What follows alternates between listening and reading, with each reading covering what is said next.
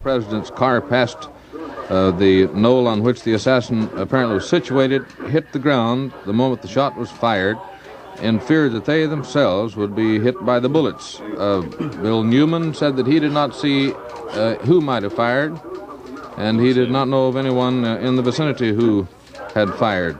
Pierce Allman was on the streets of downtown Dallas as the motorcade passed through, and you heard shots, did you not? It happened pretty much in front of me, John. I didn't know that the president was dead until I came back to the newsroom. They wouldn't let us out of the Texas School Book Depository building. As the president turned the corner, we were standing there and broke into applause. As he came around, it's funny because we were remarking among ourselves. Terry Ford of Radio Promotion was with me, and we were looking up at the open windows of the Texas School Book Depository building and at all that open space and wondering just how in the world they had already covered all this and wondering where the Secret Service men were. And right after Mr. Kennedy passed in front of me, I heard one big explosion, and my immediate thought was, like I think most of the people standing around there, this is firecrackers, but it's a pretty poor taste. I looked and saw the president, I thought, duck. Evidently he was slumping at the time. The car immediately sped on. No one seemed galvanized into immediate action.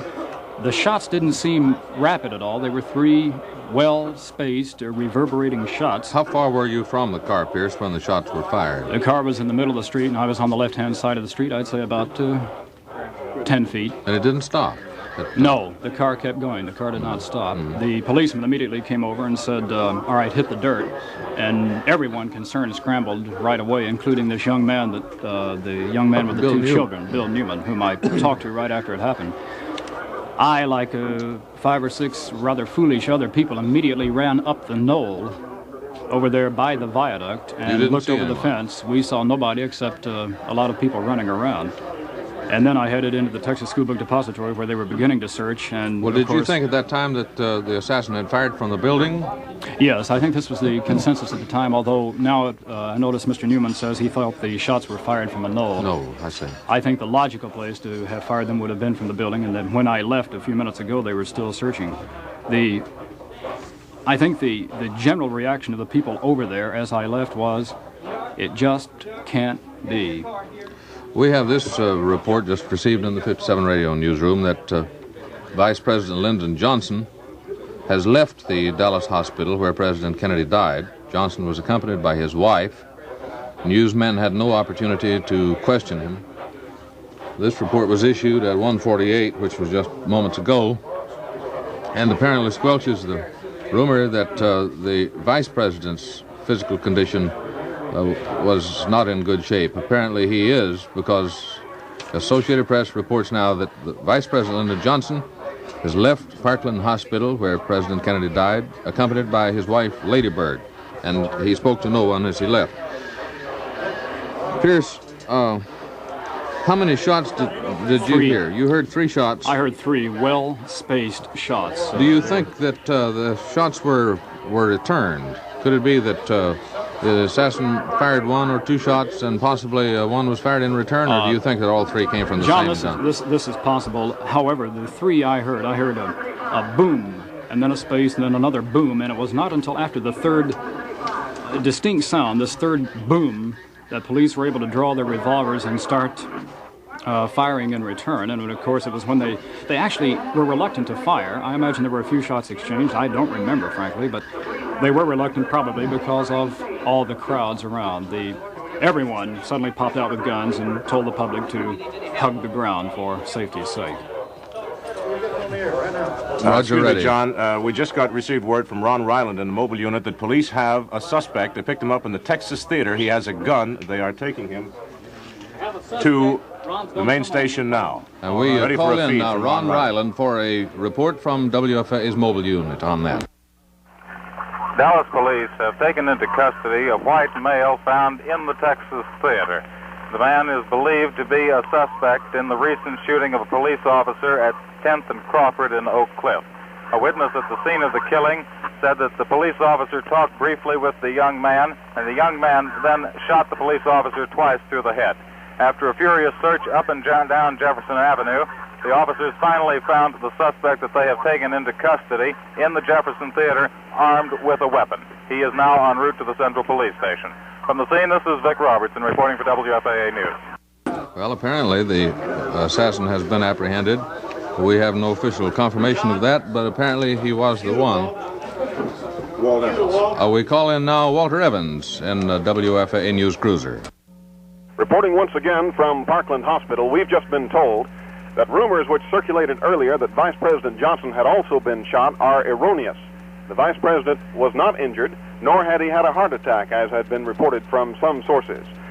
About 30 minutes ago, Vice President Johnson was taken from Parkland Hospital. One bystander said he looked ashen when he was taken away, which is understandable. He has been taken to some undisclosed location by Dallas area Secret Service personnel. There has been no announcement as to when he will be sworn in as President of the United States. That announcement is expected sometime later this afternoon. But repeating once again, reports that Vice President Johnson had been shot, as well as Governor Connally and President Kennedy, those reports were erroneous, nor has he had a heart attack. He apparently is in good condition, although in something of a state of shock because of what has happened here in Dallas this afternoon. He's been taken to some undisclosed location here in Dallas, undisclosed for obvious security reasons. When he will make another appearance is not known at this time. We'll have further reports from Parkland Hospital when details develop. From the scene, Walter Evans reporting for Radio 57 News. And that clears up one rumor that had been floating about, that Vice President Lyndon Johnson was also in critical condition from an unknown cause. There had been reports that he was wounded in the shooting, which is apparently not correct, and there had also been reports that he had suffered possibly a heart seizure, and that apparently is not true, because the Vice President has now left Parkland Hospital, the hospital in which President John F. Kennedy, the 36th President of the United States, died. President Kennedy was shot to death by a hidden assassin armed with a high-powered rifle. Mr. Kennedy, 46 years of age, lived about an hour after a sniper cut him down as his limousine left downtown Dallas. Automatically, the mantle of the presidency falls to the shoulders of Vice President Lyndon Johnson, a native Texan who had been riding in the same motorcade, 2 cars behind the chief executive. There, of course, is no immediate word as yet on when Vice President Johnson will take the oath of office as president. Mr. Kennedy died at Parkland Hospital, where his bullet-pierced body had been taken in a frantic but futile effort to save his life. Lying wounded at the same hospital is Texas Governor John Connally, who was cut down by the same fusillade that ended the life of the youngest man ever elected to the presidency. Governor Connally and his wife had been riding with the President and Mrs. Kennedy. The First Lady cradled her dying husband's head in her arms as the presidential limousine raced to the hospital. She kept crying, "Oh no." Connally slumped in his seat beside the President. Police ordered an unprecedented dragnet of the city, and as you heard moments ago from Vic Robertson, WFAA newsman, apparently they have apprehended the man they believe to be the assassin. Official confirmation of that, of course, has not as yet been made, but a man was captured, a young man, according to Vic Robertson, after a chase on Jefferson Avenue. Full details of that report escaped me, but as much as I could hear of it a moment ago, police were trying to barricade Jefferson in attempts to apprehend a young man who shot an arresting officer. He was finally located in the Jefferson Theater, or a theater on Jefferson Street. The murder weapon has been reported to be a .30-30 rifle.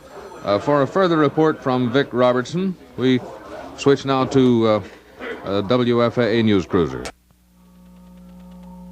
The man that the police have in custody and on the way to the Central Police Headquarters is the man who is believed to have shot police officer J.D. Tips at 10th and Crawford for no explained reason. As of this time, there is no indication from Oak that there is any further leads as to the man who assassinated President Kennedy. The man was found in the next to last row of the Texas Theater, still armed with a weapon. As he was dragged out to a waiting police car, he was yelling, "I protest this police brutality." The police officers hurried him away from a crowd that was ready to leap on the man, and then he was carried away downtown. No further information is immediately available. This is Vic Robertson reporting for Radio 57 News. There were reports earlier that a dragnet had been thrown up about the Trade Mart in the industrial section of Dallas. Those efforts apparently were futile. No one has as yet reported that anyone has been apprehended or any suspect cited in that area of town. We will, of course, have further reports from Walter Evans, who is stationed at Parkland Hospital on the condition of Governor John Connally. The whereabouts of Vice President Lyndon Johnson are unknown. He left Parkland Hospital and is at secret hideaway now under heavy guard, I'm sure, by Secret Service. And when he will be sworn in as president is not known at this time. Newsmen had no opportunity to question him as he left Parkland Hospital. Shortly before the president's death, 2 priests were summoned to the emergency ward of Parkland Hospital. They administered the last rites of the church. We spoke earlier in the afternoon with a young man named Bill Newman, who was an eyewitness to the shooting. Of course, as eyewitness accounts often do, they sometimes disagree. Young Bill Newman was under the impression that the presidential car stopped when the shots were fired, and that momentarily it resumed its course as it took the president to Parkland Hospital. Pierce Allman of the WFAA staff was in the same vicinity, and he said it was his impression that the motor car sped onward without stopping. Governor John Connally was shot in the back, slightly below the shoulder blade. The president was shot in the head. There obviously were 3 shots fired from a grassy knoll by the assassin, who was situated, one estimate placed him as close as 60 feet to the street. 2 of the shots struck home. Where the 3rd one hit, we have as yet no report. Neither President Kennedy nor Governor Connally were reported to have received 2 bullet wounds, so that leaves unaccounted for the 3rd bullet that was fired from what has been described, and from what source we know not, a .30 caliber rifle. Now, Vic Robertson may have information on that, because the young man who was captured in the theater on Jefferson reportedly still had a weapon with him. How the fact could be determined that it was a .30 rifle from bullet wounds is not apparent at this time. A .30 caliber rifle possibly, but as to whether or not it could have been classified specifically as a .30, we are not sure at this time. 6 members of President Kennedy's cabinet were out of the country when the shooting occurred, flying to Japan. An hour and a half out of Honolulu, the secretaries, all members of the president's cabinet, were advised of the killing, and immediately their plane turned back. They were expected to speed back to Washington. The party was on its way to a meeting with members of the Japanese cabinet.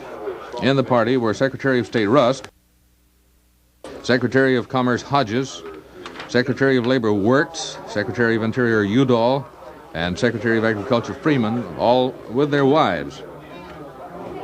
Here's further information on Texas Governor John Connally. He has undergone an operation for a gunshot wound in the chest. His condition is said to be serious. He underwent surgery at 1:30 p.m., and although Connally was described as being not out of the woods, his doctors said that his vital signs are good.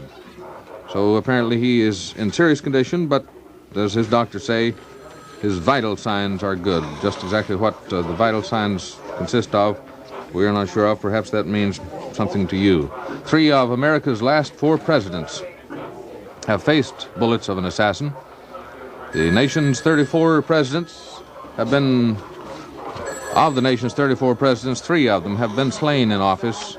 On November 1st, 1950, 2 Puerto Ricans tried to shoot their way into Blair House, across from the White House where President Harry Truman was then staying. 1 gunman was killed, the other is serving a life term.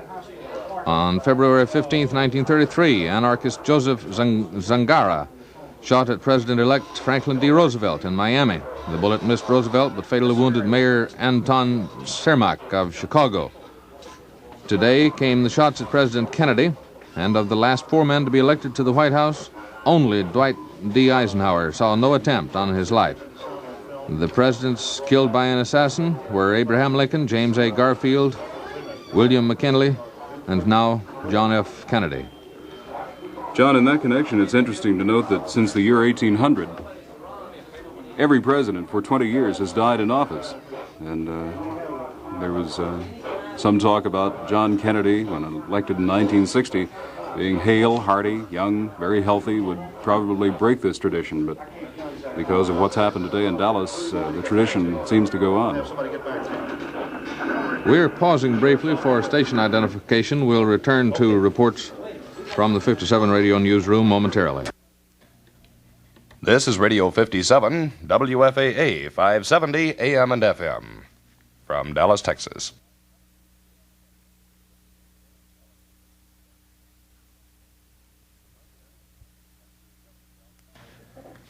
The President and Texas Governor John Connally, as you know, were cut down by assassins' bullets as they toured downtown Dallas in an ominous open car. Mrs. Kennedy, again repeating, was not hurt. Mrs. Connally also was safe. Witnesses said there were 3 loud bursts of gunfire. According to WFAA program director, who was an eyewitness at the scene, Pierce Allman, there were 3 reverberating, well-spaced shots. This is the 4th president to be slain.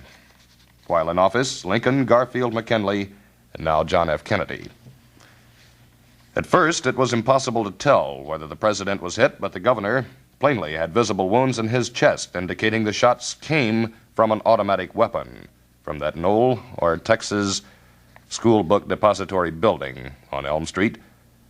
At first, Secret Service agents had thought the shots came from an automatic weapon. We turn now back to Radio 57 News to see if there are any late developments, and here's John Allen. Ben, this is Roger Reddy. John has stepped out to find out some further information.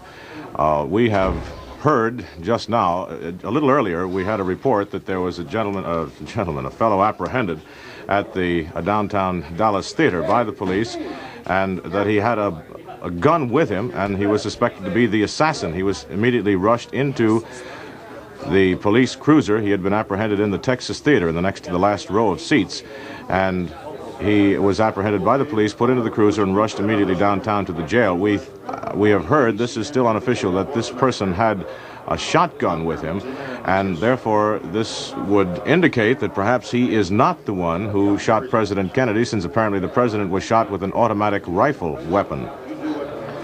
Governor Connally is still in serious condition with his gunshot wound in the chest. The hospital says his condition, quote, is serious. He said that the governor was not out of the woods, the spokesman at the hospital. His doctor said, however, the vital signs were good, as John Allen just told you. The vital signs apparently indicated from pulse, a heartbeat, etc. He was shot in the chest, which of course is always a serious place to get shot. The doctor at the hospital confirms that Connally had a good pulse and that his respiration was satisfactory. Have you received any further information from Big Robertson or Walter Evans in the last few moments? Walter Evans now has a report from the hospital. I have had a momentary break from the microphone and had not heard what Roger Reddy was saying. We switch now for a late report from Parkland Hospital to Walter Evans in a WFAA news cruiser. We have just come from a news conference held by Julian Reed, an administrative assistant to Governor John Connally. He had, right before he started his news conference, he had a conversation with Mrs. Connally, who of course was right in the thick of what went on in downtown Dallas this afternoon. Let's reconstruct briefly what happened. It was about 12:15 this afternoon. The car carrying President and Mrs. Kennedy, Governor and Mrs. Connally, and 2 Secret Service agents, an open car, had rounded the corner of Main and Houston Streets, had proceeded 1 block north up Houston Street, and had turned to the left on Elm Street, and was getting ready to go under the triple underpass. At that moment, Mrs. Connally said she heard a shot. Instantly, when she heard the shot, her husband turned to see what had happened, and at that instant, he too was shot. Mrs. Connolly says she believes the first shot was the one that struck President Kennedy in the head. There was a second shot. That shot struck Governor Connolly in the back and coming out of his body in the right chest. There are reports of a third shot, and Governor Connolly has a wound on his wrist, and that could be the result of that third pistol shot, although Mrs. Connolly is not certain whether there was a third shot or not. She said immediately after the first shot, Mrs. Kennedy grabbed her husband. After the second shot, Mrs. Connolly grabbed her husband. All four of them ducked down into the car to escape any further fusillade of shots. And within a split second, one of the two Secret Service men in the front seat of the car grabbed the telephone, said, "Let's go to the hospital," and then he proceeded to make a call, presumably to other Secret Service men in the area, or perhaps the hospital. At any rate, the car was sped rapidly down Stemmons Freeway, both women holding their husbands in their arms, and was here at Parkland Hospital within a matter of 5 to 10 minutes. So that's the situation. There is still no official word as to when Vice President Johnson will be sworn in as President of the United States. About an hour ago, he was whisked away from Parkland Hospital in something of a state of shock himself, although he was not shot, as had been previously reported, nor had he had a heart attack. There had been rumors that he had had a heart attack. None of those rumors were true. He apparently is in good condition under the circumstances. He's been taken to some unknown location, and that location will be kept secret for obvious security reasons.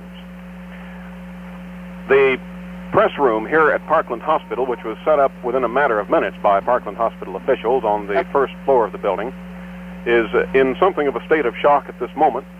Just now, reporters are beginning to realize what had happened. They acted on reflex right at first and continued to act so for the next hour or so, but by now a kind of state of shock is beginning to set in. WFAA-TV newsman Mal Couch has just come to the mobile news unit. Mal, what's the situation? Well, we're not sure right now, Walt. It looks like that Mrs. Kennedy may still be here and may be in a state of shock. Of course, there are many rumors that are floating around. It's also believed that part of Governor John Connolly's family has arrived, possibly one of his sons. At this point, this is all that I know from the emergency exit of Parkland. However, Walt, I could tell an interesting story of what happened because I was within 50 to 75 feet behind the president. Go ahead. We had just turned the corner, the motorcade had just turned the corner at, I believe it's Young and Elm. Is this correct? Elm in Houston. Elm in Houston, I'm sorry. Overlooking the street is a large building by the name of the Texas School Book Depository. The Texas School Book Depository, right. Just as the president's car turned the corner, I heard a loud shot that sounded like, at first, a backfire. And then I heard another one. And then, finally, a third shot. We naturally took this third shot as a rifle shot because we figured by the third shot that this was not a backfire. It was not a motorcycle backfiring, but it was actually someone taking a crack at the president. Just as our car rounded the corner, we saw the president's car speed off. I had my camera in my hand and raised it to see an officer fall and pull his pistol. I took a shot of that, and then to my right, two ladies fell to the ground, and one of them had fainted. People were running hither and hither and yon. Up in the window, I could not tell what the person looked like, but I saw the rifle being pulled back into the window. This was the 5th or 6th floor.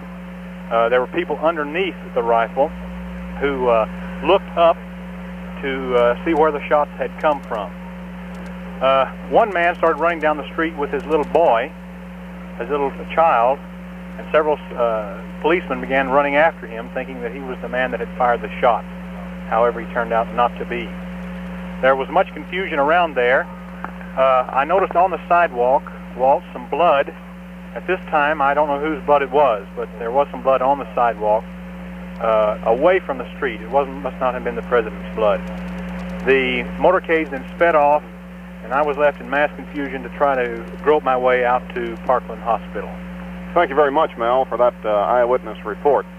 Ironically, within just a matter of seconds before these fatal shots were fired, Mrs. Connolly commented to President Kennedy, you certainly can't say that Dallas is an unfriendly city, because they were beaming over the outstanding reception they had received, not only in downtown Dallas, but all along the way. Just a matter of seconds after that, the first shot was fired, which struck President Kennedy in the head, and the shot which eventually resulted in his death here at Parkland Hospital. We're going to return now to the press room set up here in the first floor of Parkland Hospital, and we'll be bringing you further details as they are released by the White House News Department. We've said this 2 or 3 times in our previous reports. Let us say it once again. There is something of a crowd gathering here at Parkland Hospital, although it looks like it's not quite as great as it was a while ago. Let us please ask you to stay away from Parkland Hospital. Your presence here can only hamper the Dallas policemen in trying to do their job, protecting the people here and trying to control traffic. So please, don't drive to Parkland Hospital. You won't find out anything any quicker here than you will in your own automobile in another part of the city or at home. This is Walter Evans reporting from Parkland Hospital. We have had WFAA newsmen scattered about the city from the moment the president's plane touched down along the route of the motorcade at Dallas Love Field and to various points in the city. One of those newsmen, Ron Ryland, was an eyewitness to something that happened on West Jefferson. Would you give us a report on that, Ron? To Washington in just a few minutes, and we...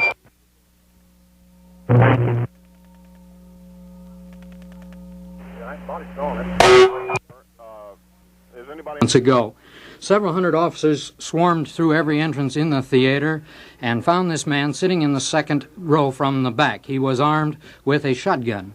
The officers jumped him, wrestled the gun away from him, and then pulled him out through the doors with him screaming, "I protest this police brutality." He was really fighting them all the way, kicking and screaming and hollering until he got to the front entrance of the theater.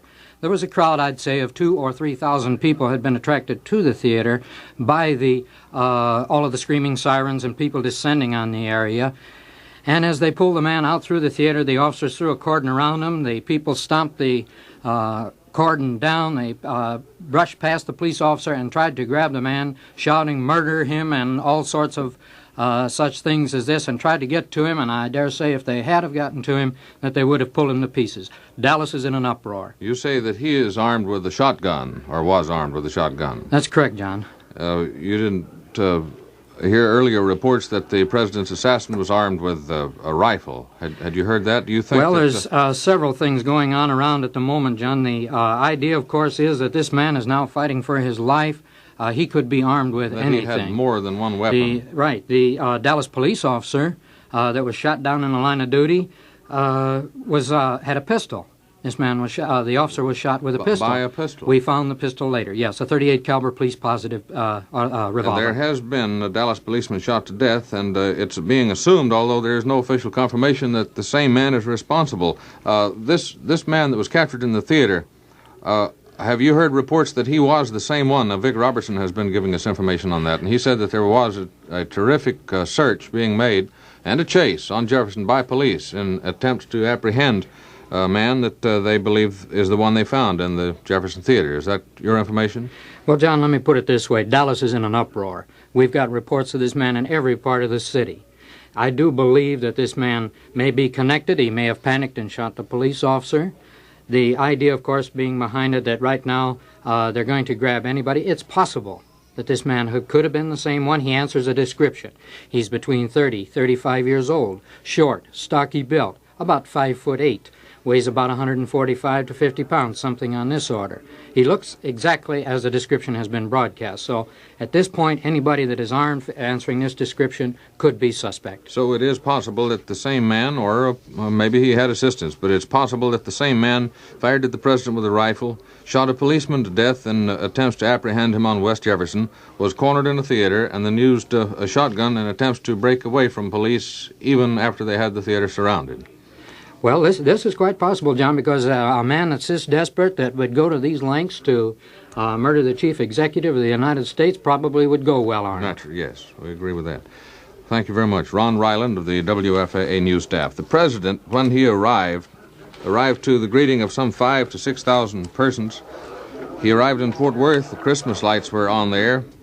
Thousands of the lights which lined the downtown Fort Worth buildings were turned on much earlier than usual in a gesture of hello to the president when he arrived in Fort Worth.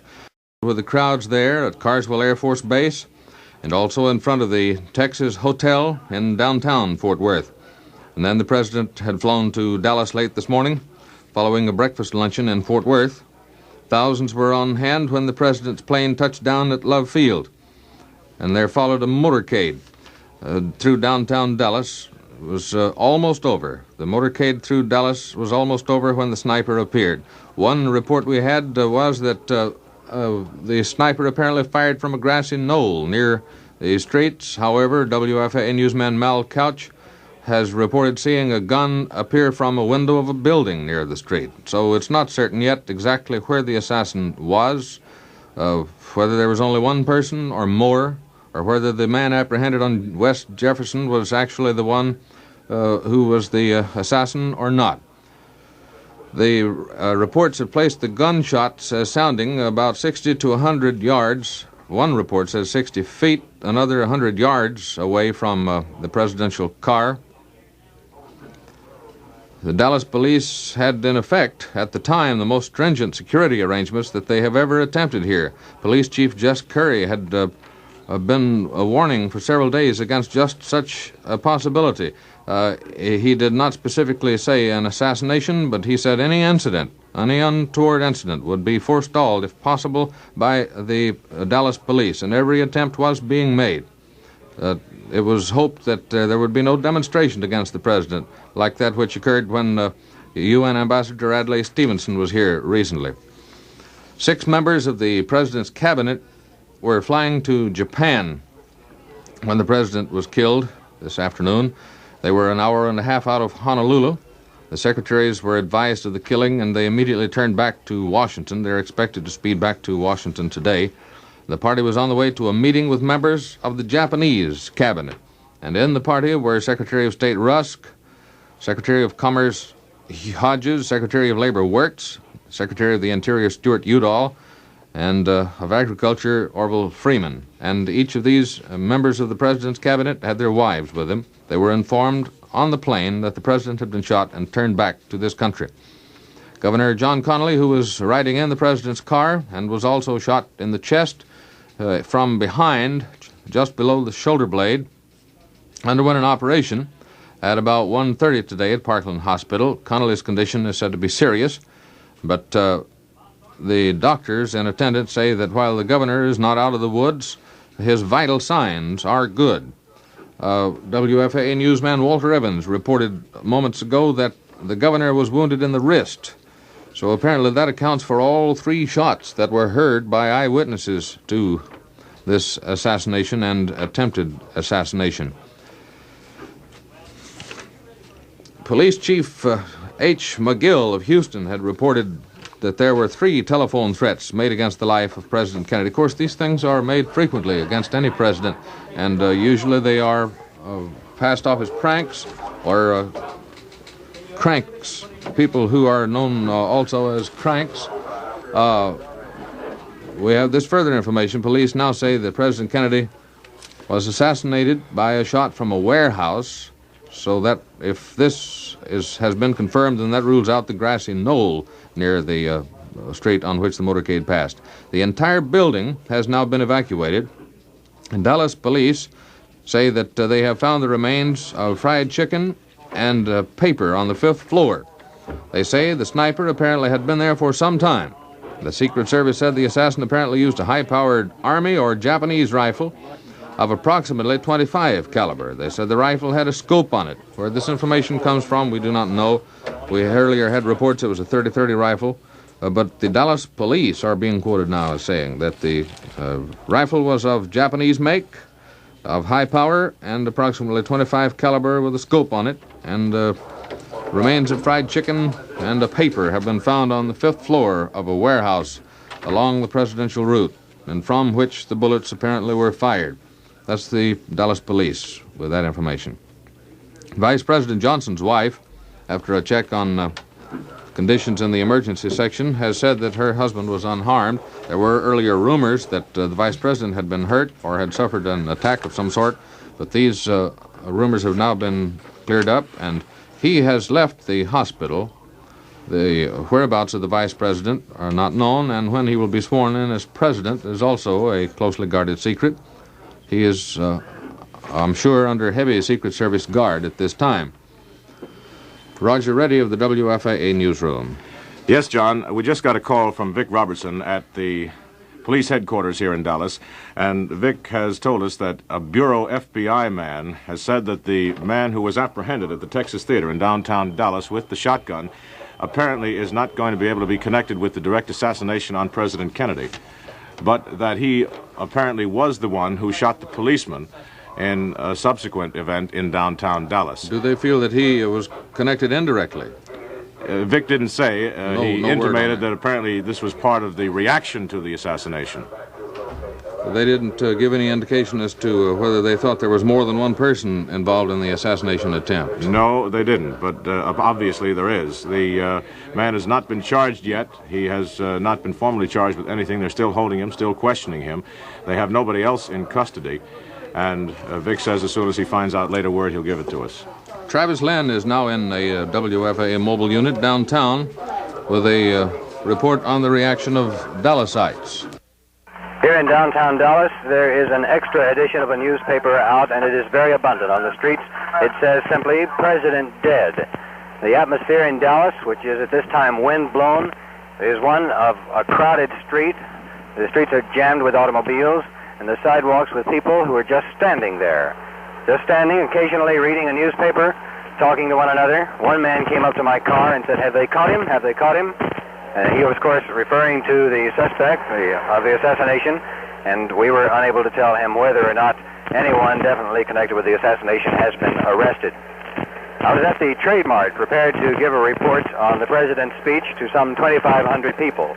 When the first news that the president had been shot came, it first did not go to the public in general there at the Trade Mart. The 2,500 luncheon guests were not informed. However, the rumor spread like wildfire through the corridors, and newsmen, about 250 of them, raced out of the building carrying their cameras with them. A long wait ensued in which this rumor began to spread across the crowd itself. Then, some 30 minutes after the president had died, an announcement was made that it is apparent some incident has occurred. We do not know how serious it is. A benediction was said as everyone stood and bowed his head. About 30 minutes passed, and still the people maintained their seats at the Trade Mart, unable to believe that anything had happened to the President of the United States. Finally, the announcement was made that the President had been shot and taken to Parkland Hospital. The announcement that the President was dead was never made at the Trade Mart, but it was obvious from the tone of the man giving the announcement, Dr. Luther Holcomb of the Dallas Council of Churches, that it was a grave situation. Another prayer was said for the country, and then people left the Trade Mart. Perhaps the most typical reaction was that of a Negro porter who was to serve the president. He leaned back against the presidential seal on the rostrum, pulled out his handkerchief, and wailed loudly. Here in downtown Dallas, people are talking to one another, as I say, without expression on their faces. And it's a solemn day in Dallas. This is Travis Lynn in downtown Dallas. Now back to Communication Center. This is Ben Laurie at Master Control at WFAA. Our Washington correspondents have told us of a moment of silent prayer that was called for by the presiding official of the General Assembly of the United Nations in New York. And following that moment of silence, the General Assembly at the UN has been adjourned for the rest of the day in mourning for the passing of the assassination of the President of the United States. The body of President Kennedy has been taken from Parkland Hospital. Sources say it will be flown to Washington this afternoon. Mrs. Kennedy left Parkland Emergency Ward by the back door in a slow, deliberate pace, obviously dazed. Sources all around her during the entire ordeal said she was not hysterical at any point during the entire affair. Results in social circles are beginning to be felt around Big D. The scheduled football game between Woodrow Wilson and South Oak Cliff High Schools, scheduled for tonight, has been called off. This game will be rescheduled for Saturday night at 7:30 p.m. at Cobb Stadium. Likewise, the Dallas Morning News Travel Club will not meet tonight as scheduled.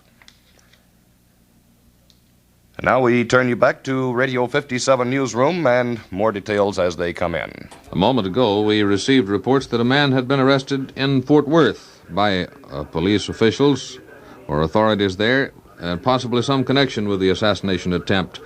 That has not been confirmed. Police do say now, however, that President Kennedy was assassinated by a shot fired from a warehouse as the presidential motorcade was nearing the triple underpass at the west section of the downtown Big D area at the intersection of Elm Street and Houston.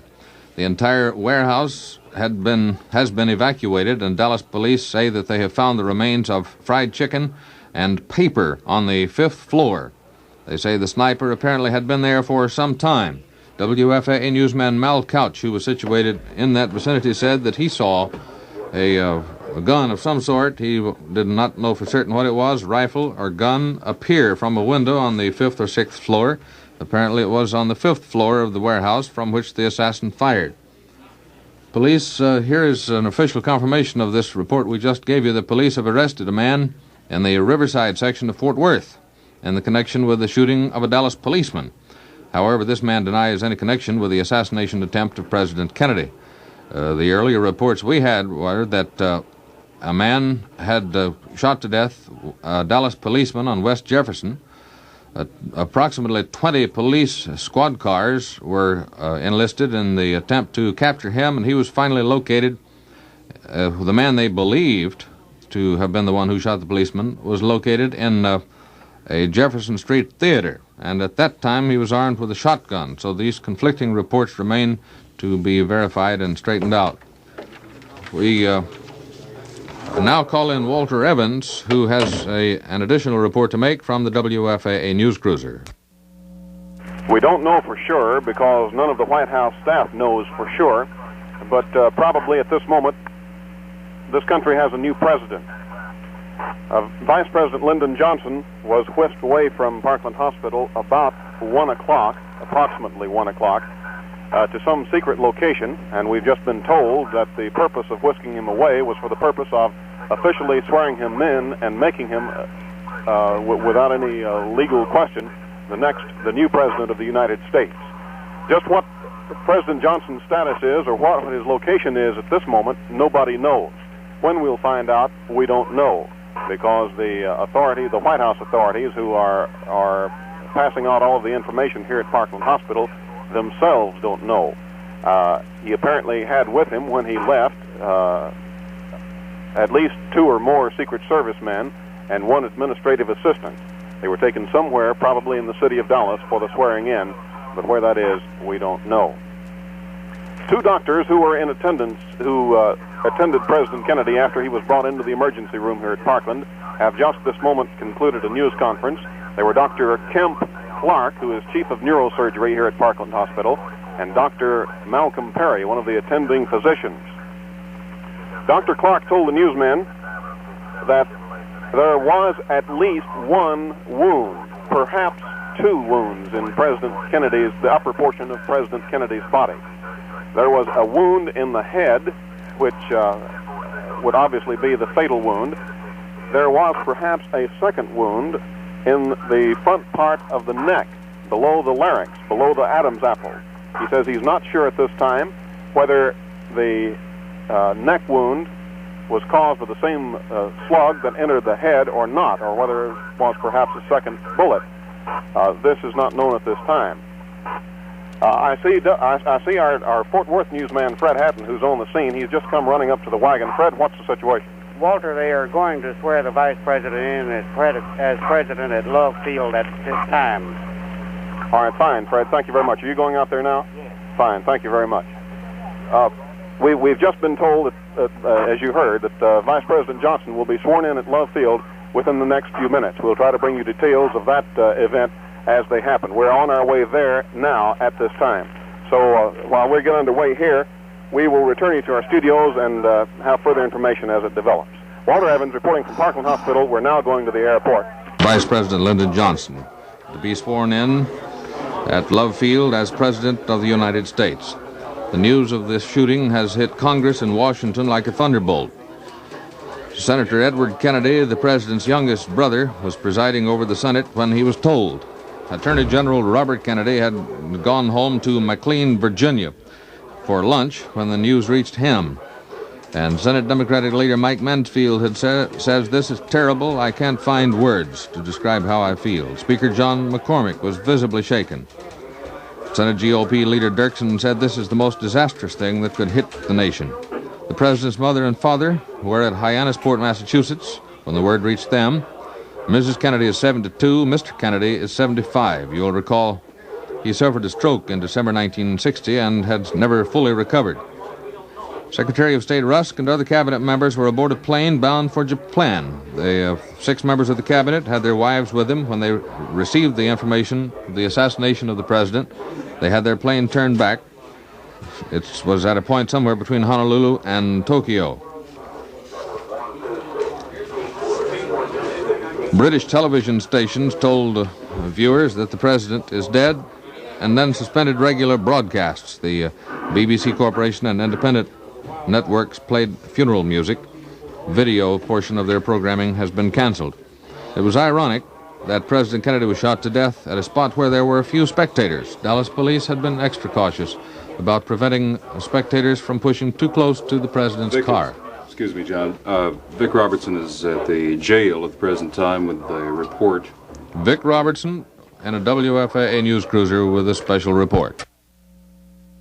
Check your I-435.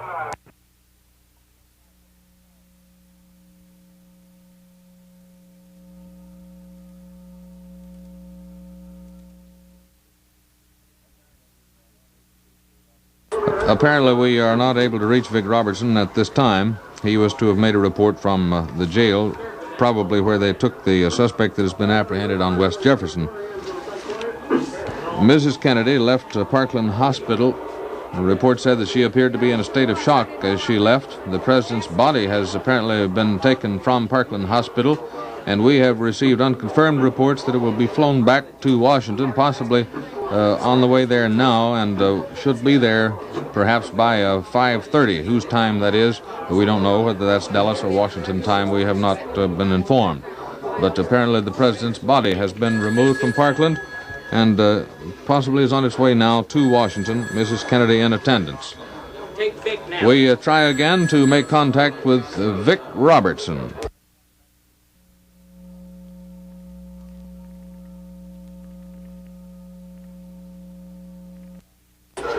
We will try again a little later on to make an attempt to contact Vic Robertson, who is at the jail where the man is housed, who was captured on West Jefferson. This is 570 Radio WFAA AM and FM in Dallas.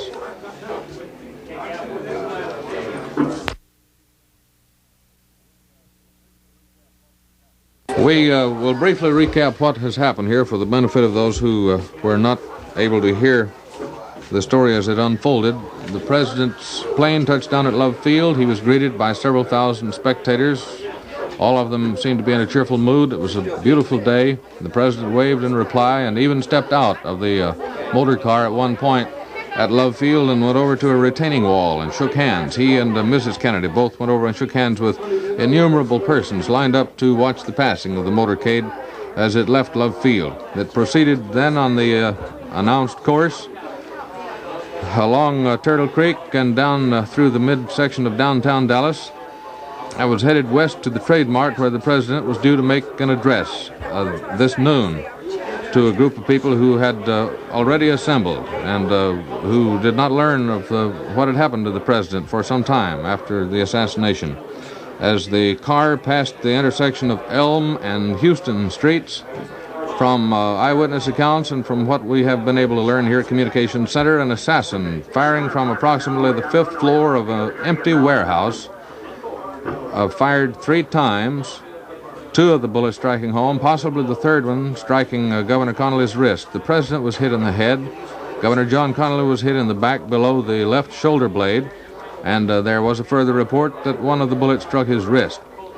Early reports said the rifle was a .30 caliber weapon, but more recent reports from authorities say that it was more probably in the vicinity of a .25 caliber weapon, possibly of Japanese make, with a high-power scope.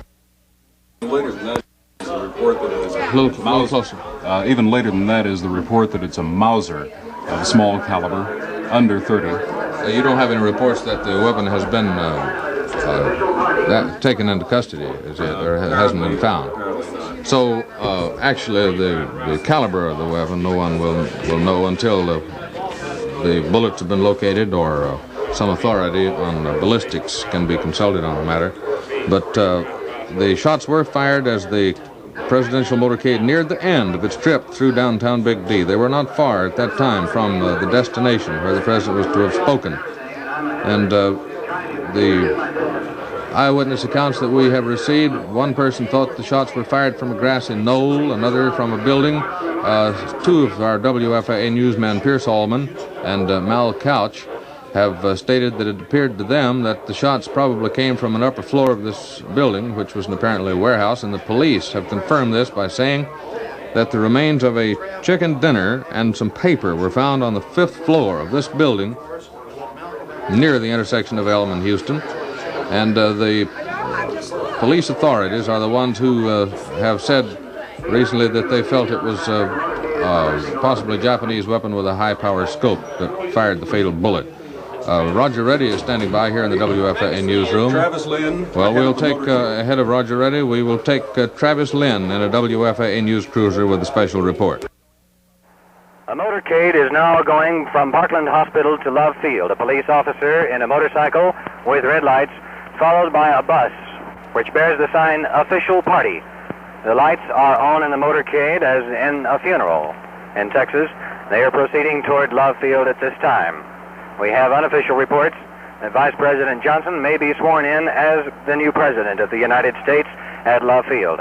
I am at this time in a WFAA mobile news unit with this motorcade en route to Love Field. We'll have further reports for you as these developments occur. Now, back to Master Control. We have a further report from Vic Robertson. Confusion at police headquarters in downtown Dallas, where a suspect has been brought in connection with the fatal shooting of a police officer in Oak Cliff earlier this afternoon. It's uncertain at this time whether or not there is any connection with the assassination of President Kennedy. One FBI agent told this reporter that there is no definite connection, but there are some sources that indicate that this man may also be the man who shot President Kennedy. But that is all tentative, and it looks at this time as if it will be 2 to 3 hours before police officials can say with any degree of certainty. From police headquarters, this is Vic Robertson reporting for WFAA News. We have received a report that Vice President Lyndon Johnson is to be sworn in as President of the United States momentarily at Dallas Love Field. We also had a report on the motorcade that was approaching that area a moment ago from one of our WFAA newsmen, Travis Lynn, who said that the lights on the automobiles were on, as if it were a funeral. Recapitulating briefly, the president was shot at a spot near Elm and Houston in downtown Dallas, taken to Parkland Hospital, died possibly an hour after he arrived at the hospital. Governor John Connolly's condition is described as doctors as not being out of the woods, but his vital signs are good. 2 shots possibly were taken by Connolly, one in the back under the shoulder blade, one in the wrist. That has not been confirmed, but it's possible. The shot in the back has been confirmed. President Kennedy received the fatal bullet in the head. Mrs. Kennedy and the president's body apparently are on the way back to Washington, and the vice president is to be sworn in at Love Field. We have had reports of 2 people who have been taken into custody by police officials, one of them in Fort Worth. What connection he might have with the assassination, we do not know. But apparently the police there felt that there was a need to take the man into custody, and he was arrested. Who he is, we do not know. The man in West Jefferson in Dallas that was apprehended by police was reported to have shot and killed a Dallas policeman with a pistol, and police believe that he was the same one who was apprehended in a West Jefferson theater, and at the time of apprehension was carrying a shotgun. Now, what connection he may have with the assassination, we do not know at this time. Police in Dallas have arrested, this is new information we've just received, police in Dallas have arrested a 24-year-old man in connection with the fatal shooting of a Dallas policeman shortly after President Kennedy was killed. The man seized is identified as Lee H. Oswald. Now, that's the first indication we have of his name. Lee H. Oswald is the man the police have apprehended, and they are quizzing him to see if he had any connection with the slaying of President Kennedy. And for a report from one of WFA's news cruisers, newsman Travis Lynn. We'll switch you now over to Art Sinclair, who is also here at Love Field. He has a report on the plane which has the president's body. Now to Art Sinclair. A plane is now taxiing preparatory to taking off from Love Field. The unofficial reports from the policemen standing by and an empty ambulance say that the President of the United States, his remains have been placed on this blue jet, which is now taxiing down the runway. On the rear of the jet is an American flag, significant of the office of the President of the United States. The President is now leaving Dallas, Texas, this one of the blackest days in the history of the United States. As you can hear possibly in the background, the whine of the jet. And now here is Walter Evans, who has been on top of the story all day long. Walter is apparently not available at this time. This is Travis Lynn, also at Love Field. The blue jet of which Art spoke is now taxiing to the end of the runway, preparatory for a takeoff. It carries the body of President John F. Kennedy. I myself am in a motorcade behind a bus with a sign bearing the title Official Party. We are pulling up behind another airplane which is labeled the United States of America. We do not know just at this time what developments will occur. We have had reports that the new President of the United States, Lyndon Johnson, will be sworn in as President here at Love Field. However, at this time, the bus is simply parked beside the runway, bearing the Vice President's plane and a third plane, which has carried Air Force personnel into Dallas. The plane carrying the President's body is now turning around at the end of the runway here at Love Field and is about to take off. We'll stay on the air long enough to report its successful takeoff. At this time, the motorcade once again is beginning to start up, a motorcade which apparently carries the rest of the official party. And now, that 707 jet with two tones of blue and white, the presidential seal and the entitlement United States of America, is taking off. As it lifts off the runway here at Love Field, it carries with it the body of the President of the United States. The wheels of the plane are now off the ground, and it is making its approach into the air. Reports indicate that this plane, which has just taken off here at Love Field, will go to Washington, D.C., carrying with it the body of the President.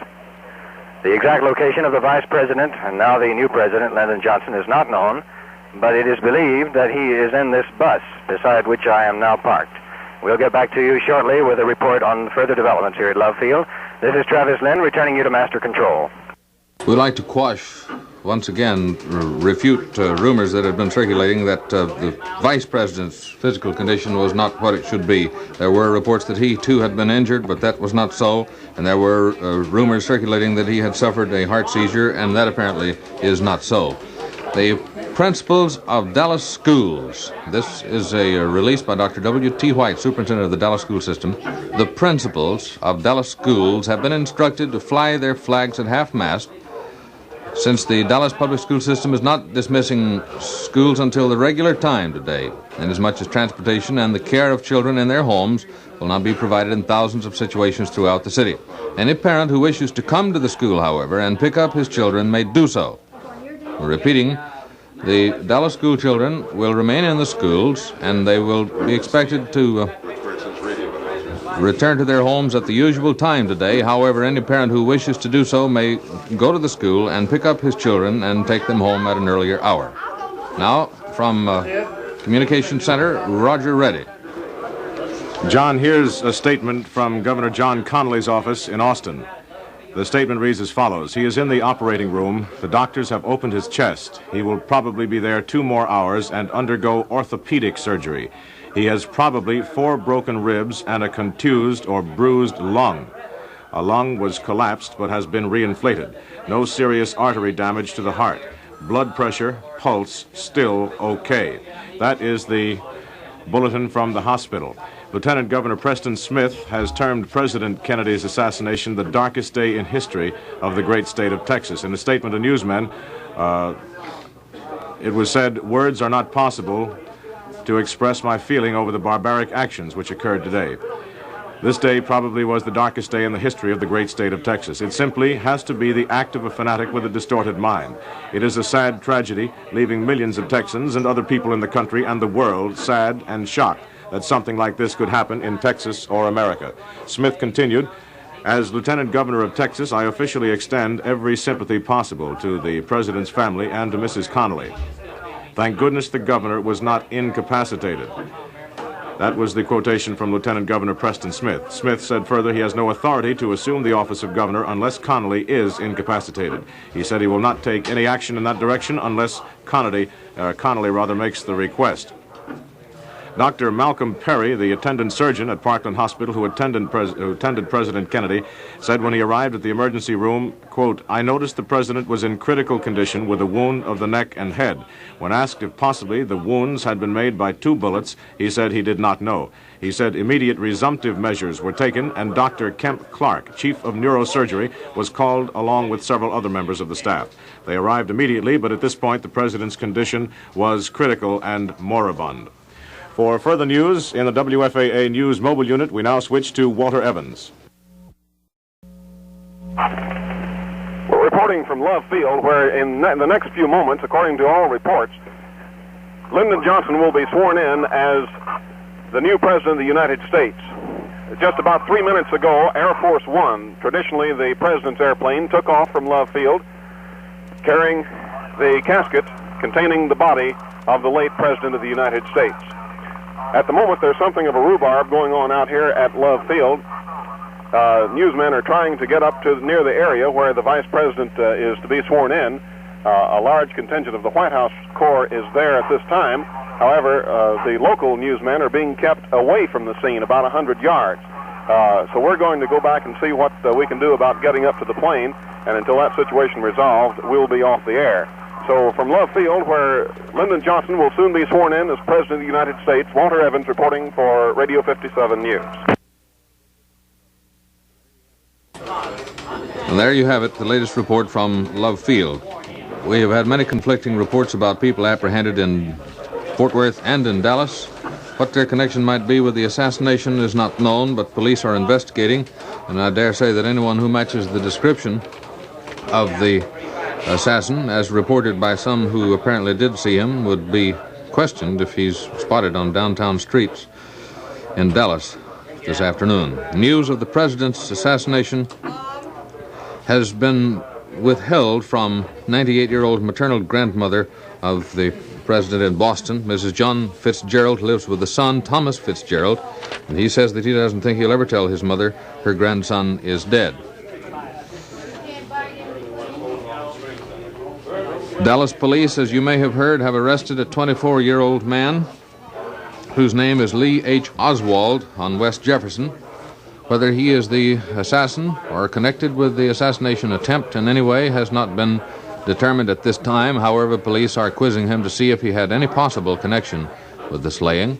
We do not know the name of the man or what authority arrested a person in Fort Worth, but someone in Fort Worth has been apprehended, and a person in Dallas has been apprehended, and police apparently are questioning both of them now. J. Edgar Hoover has ordered a full Federal Bureau investigation, Federal Bureau and FBI investigation here in Dallas, and apparently more than local officials will be involved. Ted Cassidy has just come in with some possible new information. Here's a bulletin, John, that may have some credence. It's been now issued by 2 wire services.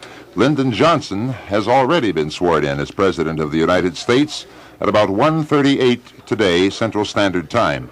The oath was administered by U.S. District Judge Sarah T. Hughes. We've been waiting for this event to happen. Apparently, it's already taken place. The United States of America now has a new president, President Lyndon Baines Johnson. A Dallas policeman has been shot and killed while chasing the suspected assassin in the West Jefferson area of Dallas. Another officer was with him at the time, and he said the man, when he was apprehended, yelled, "It's all over now," and the two fell struggling into a seat of a theater. The officer's face was slashed, but he managed to arrest the suspect anyway. We're trying to piece together the details, the bits of information that have been filtering into Communication Center here since approximately 12:45 this afternoon. I suppose that's the hour it began.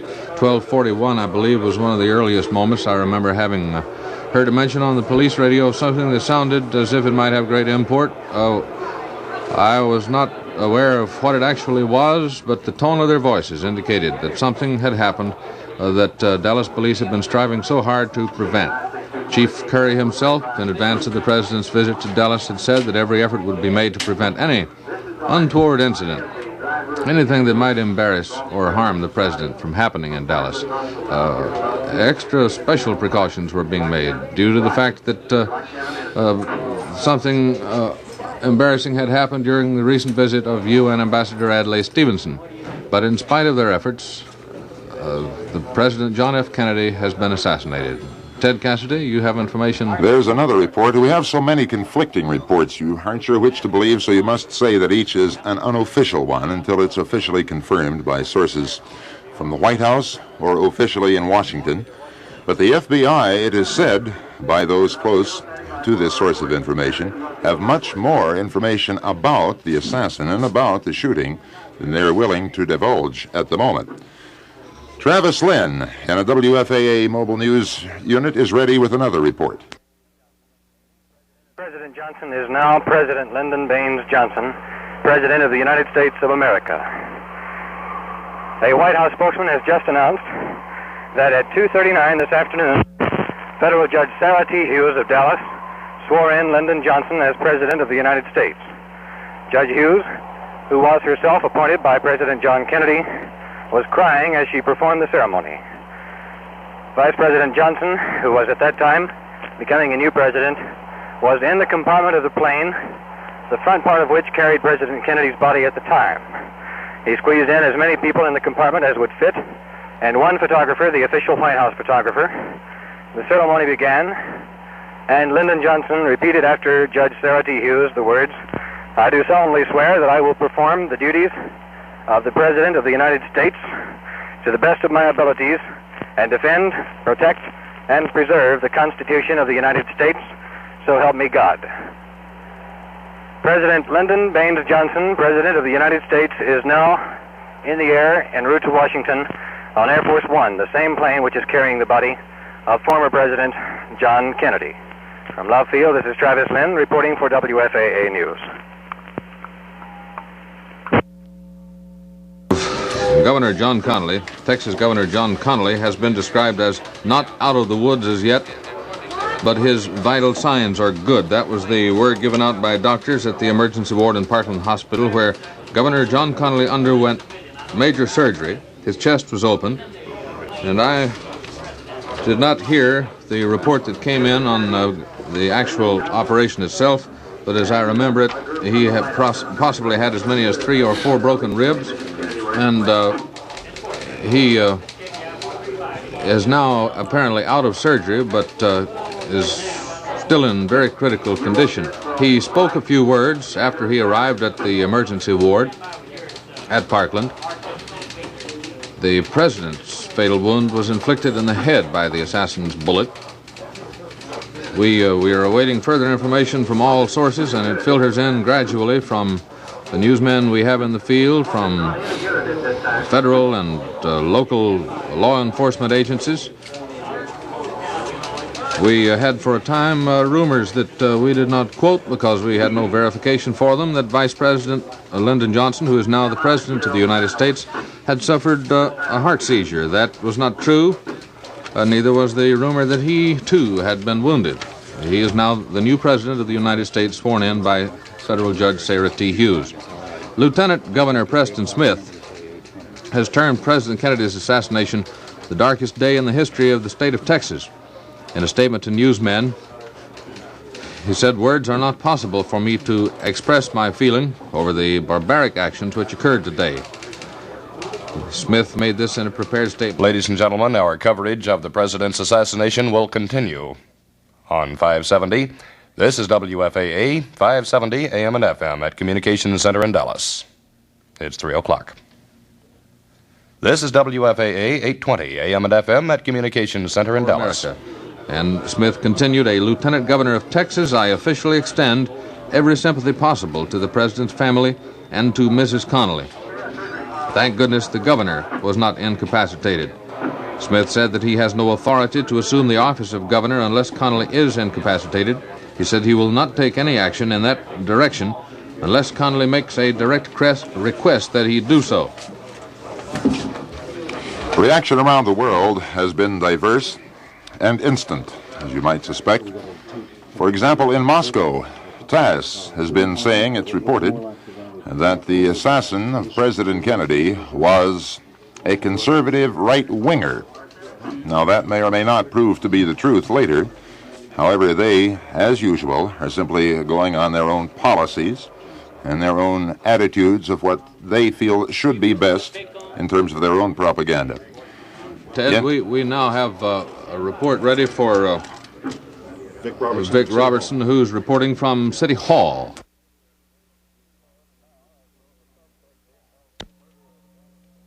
Now, as though the suspect being held for the murder of a Dallas policeman is a better and better suspect all the time for the assassination of President Kennedy. Dallas police officials are still making no official comment, but information has come out from sources that obviously at this time cannot be identified, that the man is a deserter from the United States who defected to the Soviet cause at one time and has a Russian wife. And the private opinion in the Criminal Investigation Division is that this is the man, although the Dallas Police Department is still working on other leads. From police headquarters, this is Vic Robertson reporting for WFAA News. And we have had reports that the FBI has considerable information that they are not divulging at this time, as is their custom, in order not to tip their hand in any case until it is successfully concluded.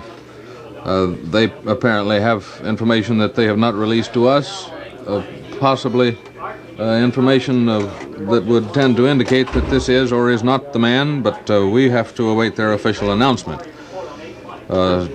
Ted Cassidy has been in the Communication Center newsroom almost from the start. When was the hour that you first learned of the assassination of the president? John, I heard your bulletin delivered this morning. I can't recall the exact time. It was slightly after the noon hour. It was about 12:40, somewhere along there. I forgot myself. The first bulletin that you delivered occurred. Yes, that's right. And then Travis Lynn, who was standing by at Market Hall, where the president was to speak, and then leave for Austin for the dinner, which of course has been canceled for tonight. Travis, naturally, was unaware that this had taken place in downtown Dallas. And following your announcement that 3 shots had been fired, and of course in that bulletin there was no word whether the shots had found a mark. Yes, we didn't know at that time. But then Travis, in his report, said that we continued to wait for him. Of course, it wasn't but a minute, or perhaps 2 minutes, before the word had spread across our communications network so that we all knew about it.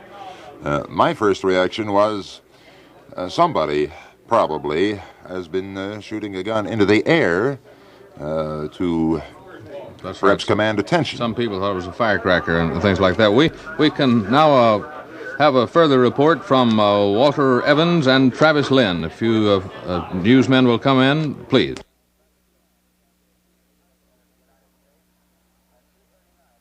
And as President of the United States at 2:39 this afternoon, and he has already departed for Washington. A White House spokesman here at Love Field said that President Johnson and as many people as could got into one compartment of Air Force One, the official presidential plane, and the swearing-in ceremony was conducted there. Mr. Johnson was sworn in as president by Judge Sarah T. Hughes, a federal judge for the Northern District of Texas, who herself was appointed by President John Kennedy when he came to office. Mrs. Hughes was crying as she conducted the swearing-in ceremony for President Lyndon Johnson. He repeated after her, "I do solemnly swear that I will perform the duties of the President of the United States to the best of my abilities and defend, protect, and preserve the Constitution of the United States." After the swearing-in ceremony, President Johnson said, "Let's get this plane to Washington." For further details, here is Walter Evans. There was one newsman aboard the Air Force One when this swearing-in ceremony was taking place. We don't have his name at the moment. He was chosen on an instant. We understand he's a broadcast newsman from one of the Westinghouse stations up in the northern part of the country. He was given this opportunity, or this sad privilege, just because he was in the right place at the right time. He told us that Mrs. Kennedy came into the compartment where the swearing-in ceremonies took place shortly before the 2:39 p.m. swearing-in ceremonies. He said she came in without assistance.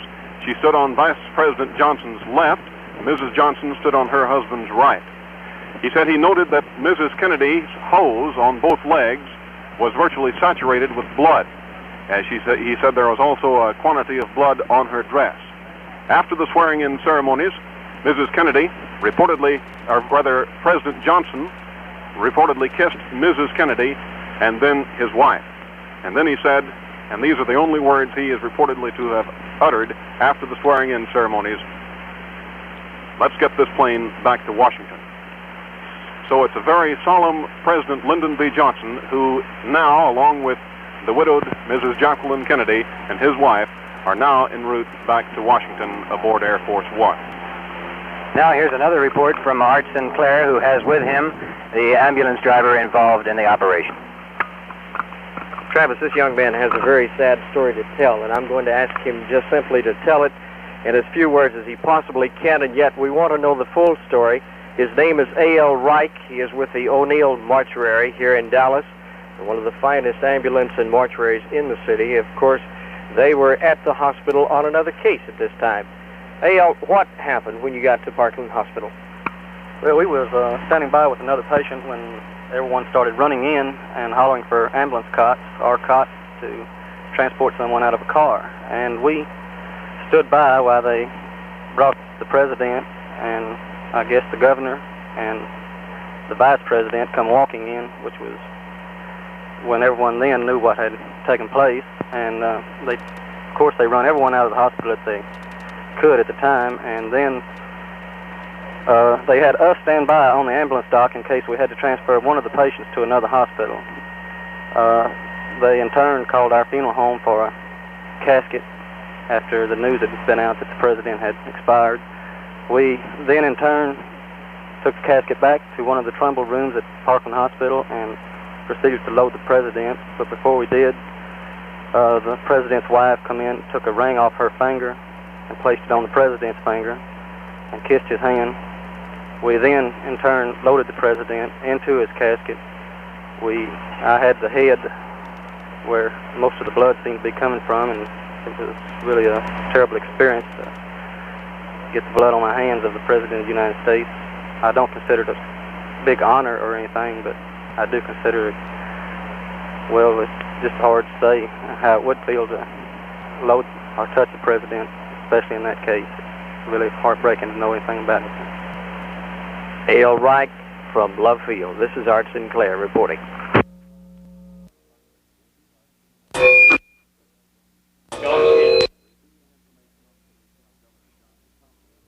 Repeating information on the condition of Governor John Connally, the governor's office says doctors have opened his chest and found several broken ribs and a bruised lung. The governor was shot at the same time the assassin fired the fatal bullet into President Kennedy. The doctors say that the governor's lung was collapsed by the bullet but has since been reinflated. Doctors report no serious artery damage to the governor's heart. He will be in the operating room until about 4:30 p.m. and then will undergo surgery for a leg wound. Governor Connally's pulse and blood pressure are reported all right. That last report was issued at 2:30. Incidentally, we, as far as I can recall, have not had the name of that officer who was slain on West Jefferson in the attempt to apprehend a man believed to have been the assassin or possibly connected with the assassination attempt in some way. Officer J.D. Tippett, 38 years old, was slain as he and fellow policeman M.N. McDonald ran into a rear exit of the Texas Theater. Tippett and McDonald had received a tip that the assassin of President Kennedy might have gone into that specific theater on West Jefferson. An usher told them a man in a brown shirt had entered the darkened theater a few moments before, and according to police headquarters, Tippett fired a shot. McDonald rushed the suspect. The suspect said, "It's all over now." McDonald and the suspect sprawled over a seat in the theater. McDonald's face was slashed, and police said it was a 4-inch gash. The suspect was then seized. Something more on the building and the room where it is suspected the assassin lay in wait. Police said they found the remains of fried chicken and paper on the 5th floor. Yeah, we had that report earlier, but there may be those who have not heard it. On the 5th floor... indicates that the sniper apparently had been there for a while. 5th floor of a vacant warehouse near Commerce and Houston Streets. They have a man under arrest by the name of Oswald, 5'9", weighing about 160. Blonde hair, bald, dressed in ragged-looking trousers and a sports shirt. He is the one they captured on West Jefferson, right? The report from Rome, of course, is that there will be a good deal of attention given on the network radio and television networks. And in fact, in Great Britain, both television and radio, I think it's Great Britain, it's one of the countries of Europe, have gone off the air altogether. Well, Ted, I heard that the video portion of their television broadcast on the BBC had been eliminated, and that audio was continuing with appropriate music. Possibly radio has gone off altogether, I'm not sure, but as far as BBC television, just the video portion has been canceled. Here is Travis Lynn with a further report. Plane in the presidential party is now taxiing down the end of the runway at Love Field in preparation for taking off. Vice President Johnson, Mrs. Kennedy, and the body of former President John F. Kennedy have already left Love Field. This second plane, and you may be able to hear the whine from the engines at this time, which is now taxiing to the end of the runway to take off, carries the remainder of the presidential party. Of course, the tour which had been planned has been canceled, and there will be no appearance of anyone officially in Austin. The plane bears the inscription United States of America. It has a U.S. Air Force symbol and an American flag on the tail, and it is now leaving Love Field with the rest of the presidential party. The hearse which brought President Kennedy's body out here to the airport has now departed the airport and is en route back to a funeral home in Dallas. As we mentioned earlier, Johnson was sworn in as President of the United States aboard Air Force One before it departed for Washington, and after the official swearing-in ceremony conducted by a tearful Judge Sarah T. Hughes, Vice President and now President Lyndon Johnson said solemnly, "Let's get this plane to Washington." The plane took off and was gone immediately about 20 minutes ago. From Love Field, this is Travis Lynn returning you to WFAA. We recapitulate briefly here that Vice President Johnson has been sworn in by Judge Sarah T. Hughes. He is now the official President of the United States of America, Lyndon Baines Johnson. A man has been taken into custody by authorities. His name is given as Oswald. He is about 5'9", weighs approximately 160 pounds, has blonde hair and is balding, and he was dressed in ragged-looking trousers and a sports shirt. Whether he actually is the assassin or not, we do not know at this time. The FBI is reported to have information that they are withholding, and it may be that they will release information as soon as they feel that they have the case against that man or the person they suspect of being the assassin completed. In New York, former President Dwight Eisenhower has remarked that the assassination of President Kennedy was a despicable act. The former president said that from his suite at a hotel in New York. I quote him now, "I share the sense of shock and dismay that all Americans feel at the despicable act that resulted in the death of our nation's president. Mrs. Eisenhower and I also join with all other citizens in expressing our personal grief and prayerful concern to Mrs. Kennedy and all other members of the family." That's former President Dwight Eisenhower speaking in New York on the assassination of John Kennedy. To the knowledge of WFAA News, all civic and sporting events scheduled for this evening in Dallas have been canceled. Let me repeat that. Every civic and sporting event scheduled for this evening in Dallas have been canceled. That is the report to the best of our knowledge. Stay tuned to WFAA. We'll bring you specific details throughout the afternoon and evening. In There was to be a football game between Yale and Harvard.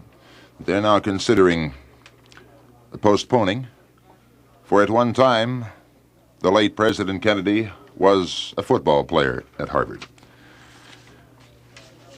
Here is further news on the cancellation of the civic and sporting activities.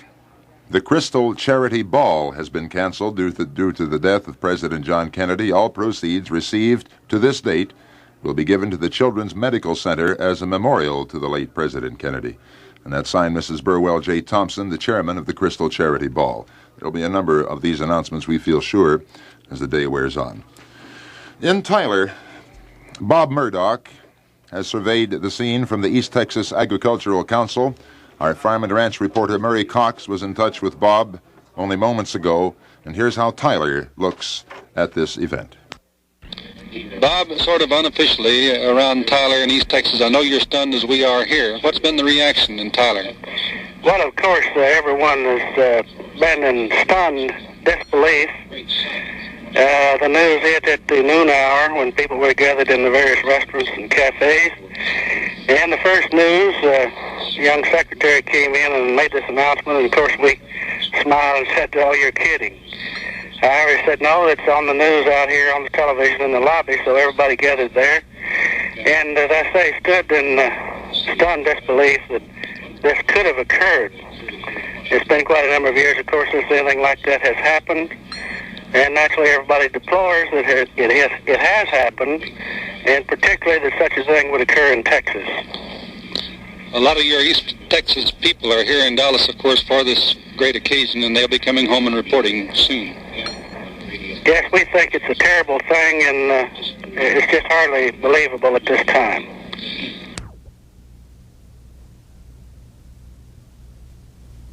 We understand that Morgan Beatty from NBC is giving a recapitulation of the events following the president's assassination from the NBC network, and we join the network at this time.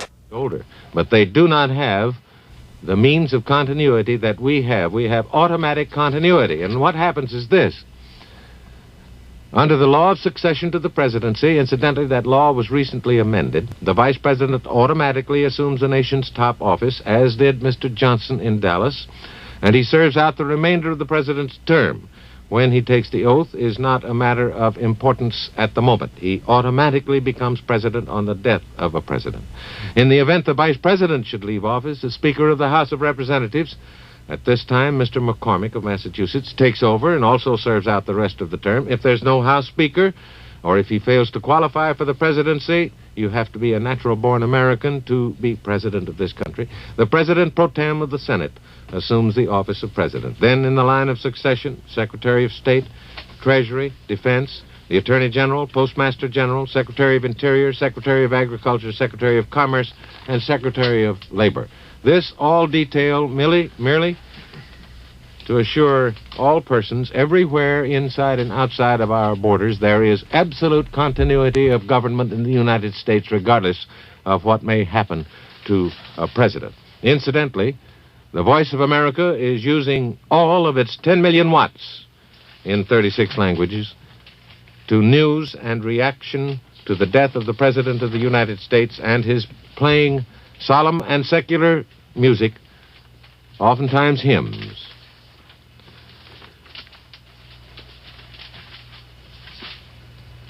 Tom Perriman of Dallas, are you still on? Him and said, "My God, he's shot." And we're still here. There was an Morgan, we didn't hear your question. I just wanted to know if you were still on. Are you interviewing an eyewitness there? We are not at this time. We have some mobile units that are in the process of doing that, we hope. Do you have any further information on the arrest or on any other phase of the departures? Soon after the president was assassinated in Dallas this afternoon, a white man in his mid-20s was arrested in the Riverside section of Fort Worth in the shooting of a Dallas policeman.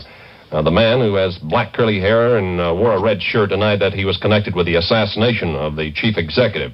But his hands were handcuffed and he was taken to the Fort Worth City Jail. As you know, one man in Dallas was arrested at a theater after allegedly shooting a policeman, and was arrested in connection with the assassination of the president. There was thought to be a connection between the shooting of the policeman and the shooting of the president. Now, That's the latest we have on it, Morgan. Another arrest, however, it's not known if there is a connection with the assassination. Oh, now, this means 2 white men are in custody. Right. This one man was arrested in Fort Worth in connection with the shooting of a Dallas policeman. I just wanted to make it clear to the listeners, we have reported the arrest in Fort Worth previously, but we have not indicated clearly that Oswald, the man arrested in the theater, and the man arrested in Fort Worth are 2 separate men, and there is a possibility then that both of them have been arrested in connection with the assassination. That's right. Now, since the police found signs of fried chicken and 3 empty shells on that 5th floor, and they found a foreign-made rifle, a Mauser 7.65, and they have noted indications that the man on the 5th floor had been in that building. It was empty except for workmen, as I understand it. Then we have here the developing situation that there must have been a long-planned operation here that was intended to strike the president at exactly this point. In other words, this was no sudden, shall we say, assassination without premeditation. That's right, Morgan. What it appears here, the motorcade, which had just passed through the downtown crowd, standing 10 and 12 feet deep along each curb, broke apart in pandemonium as Secret Service agents rushed Kennedy and Connally to the hospital where he was shot. Now, Kennedy was shot at a spot where there were very few spectators, after driving almost within handshaking distance of many thousands of people. This area, ironically, there were very few people, but evidently a good eye shot from a building where the sniper was. From WFAA newsman Vic Robertson, we now get a report on the suspect that was apprehended by police on West Jefferson in Dallas this afternoon. Dallas police officials still are not saying anything one way or the other about the suspect undergoing interrogation in the police station as a result of allegedly having shot a policeman in Oak Cliff, and he is believed to be the prime suspect, the man who also assassinated President Kennedy. Federal officers have been going over the man very closely for a considerable period of time now. The witnesses to the president's assassination are in the next room, but they have not yet looked at the man. The rifle used for the president's assassination has been recovered and is undergoing fingerprint analysis at this time. There is also ballistic tests which are underway, and it is presumed that the results of those tests will have to come in before the man will actually confess if indeed he is the man who shot President Kennedy. In the meantime, there's more information on his background. The report now is that he was picked up in New Orleans not long ago and fined $10 for distributing communist literature. From police headquarters, this is Vic Robertson reporting for WFAA News. And for further information, WFAA newsman Pierce Allman. John, the only things I have are not concerning the suspect nor the death of Mr. Kennedy, but rather the fact that I think people know by now that most sporting and civic and social events scheduled for tonight have been either canceled or postponed. Arlington Irving, Sam Houston High School of Arlington scheduled to play Bell High School of Hearst tonight. The North-South Zone playoff has been postponed until tomorrow night. And many clubs are canceling their dances. Churches are canceling their social events. Might we recommend at this time, rather than calling the station, rather than calling any radio or TV station, because I'm sure they're all in the same position that we are. We're being besieged with calls from all over the country and from the networks. Would you please call the particular club or organization involved? Now, the retail stores, most Dallas retail stores are closed as of now. They will be closed the balance of today and tonight. They will be open again tomorrow.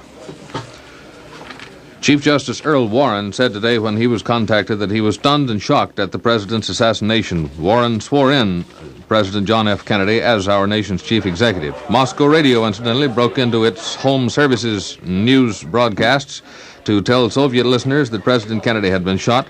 This was before the news of the president's death had reached Moscow. Actor Peter Lawford, the president's brother-in-law, was also shocked when he learned of the news. The White House staff members in Washington, from the president's closest confidants to ushers who had stood clustered around radio and television news tickers waiting for news from Dallas, offered silent prayers. The Senate chaplain, the Reverend Frederick Brown Harris, prayed that the senators and the people of the country be strong and steady and that God save the state. The Securities and Exchange Commission appealed to all stock exchanges to close promptly. The president's mother reportedly was planning to leave immediately for Dallas. His father, as you recall, a semi-invalid, was napping when the news came. His maternal grandmother was not notified of the news. Britain has issued this terse statement on President Kennedy's death. The Prime Minister has learned with the most profound shock and horror of the death by assassination of the President of the United States. New York's Governor Rockefeller has called President Kennedy's death a shocking and terrible tragedy. He canceled a political trip to New Hampshire that had been scheduled to begin on Sunday. And Bob Gooding of the WFAA News staff reports with further information. A bulletin from Dallas. Police today seized Lee H. Oswald, identified as chairman of a Fair Play for Cuba committee, as the prime suspect in the assassination of President Kennedy. Once again, police today seized Lee H. Oswald, identified as chairman of a Fair Play for Cuba committee, as the prime suspect in the assassination of President Kennedy.